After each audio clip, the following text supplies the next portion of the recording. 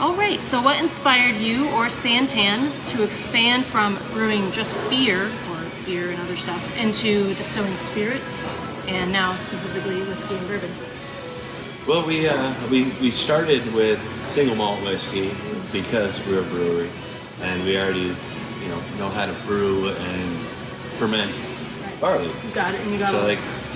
And it gave us the free opportunity to just take the first runnings of beer before it was hopped, and see what different barley profiles will give you based on different beers.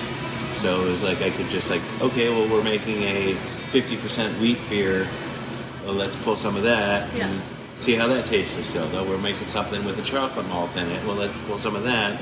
See how that tastes. Fun. So we got to do a lot of experimenting right up front, and then we actually used that still up there. Oh, cool.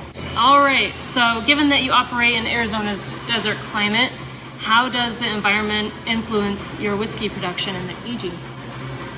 Well, I think the biggest influence is actually the rapid temperature swings that we have in a single day. We'll have a 30-degree temperature swing in one day, and that really causes the barrels to swell and collapse. So that's really sucking whiskey in and out of the wood. So we get a lot more wood character a lot quicker. That's awesome.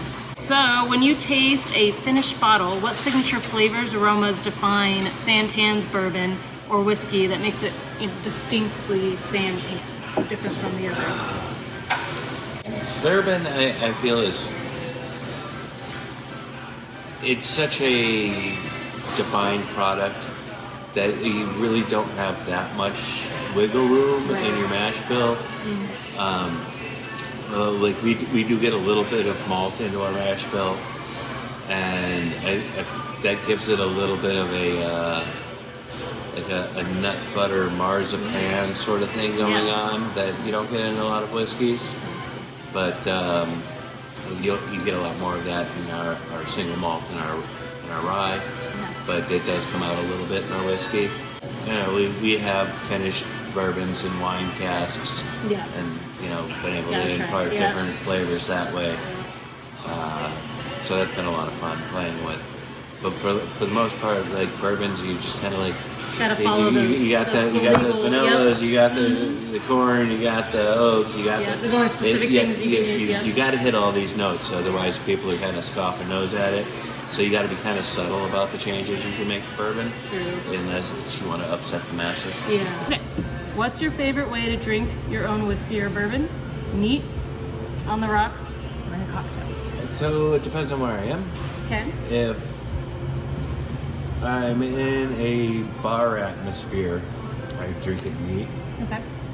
If I'm at home or camping or relaxing, I put it on the rocks, and, smoke and let it change and develop. And but normally when I'm in a bar, I Neat. 3 sips and it's gone. Right. Need another one. Need another one. Well, then it normally it's all right, beer. Yeah, right. You got it. Yeah. I got my whiskey and now give me a beer. Normally my whiskey's neat, except for when I'm just relaxing and wanting to enjoy a glass of whiskey. Right. But if I'm out and about, it's I'm just gonna drink it neat and get it down and then go into my beers. Awesome. But yeah. So no cocktails usually. Too sweet. Occasional cocktails, mainly just supporting mixologists I know. Gotta try it. That's good. I'll come by for a drink. I can see though, you put in all this work to make the bourbon or whiskey or really any of your spirits taste delicious, and then don't get me wrong, cocktails are good, but then when you mix it, it's all that hard work's you don't taste it as much. Yeah, but I've gotten to a point where because we have our own cocktail bar. Yeah. That fuses all of my experience pretty much. They might bring in 5 other alcohols that they use in the entire bar. Okay. That's because we don't make them. Right. Yeah, you need. Yeah. So there are a few things that they need to buy, but I enjoy seeing what they do with it as well. Yeah, that's true. It's like an art. I spent so long as a chef. It's a building block. Cool. Yeah. So it's yes, the steak's great on its own. It's better with salt and pepper. Right. That's a great analogy. I've never thought of that. I love it. It's true. So Once in a while, it's good to Once in a while, it's good, but try someone's the art. problem I have with cocktails is I normally can't drive home, let alone walk home. They hide it too well. Yeah, it hides it too well. Like I'm like 4 drinks in, and I'm like, I go to get out of my chair, and I'm like, Whoa. what the hell happened? Yes, I feel you there. So cocktails are sneaky. They are. You gotta be careful with those. Sugar too, hangovers. Yes, exactly. Cool. Well, I appreciate you taking the time. Thank you so Yeah, much. no problem. We're gonna go to the tour now, and I'm excited. Okay.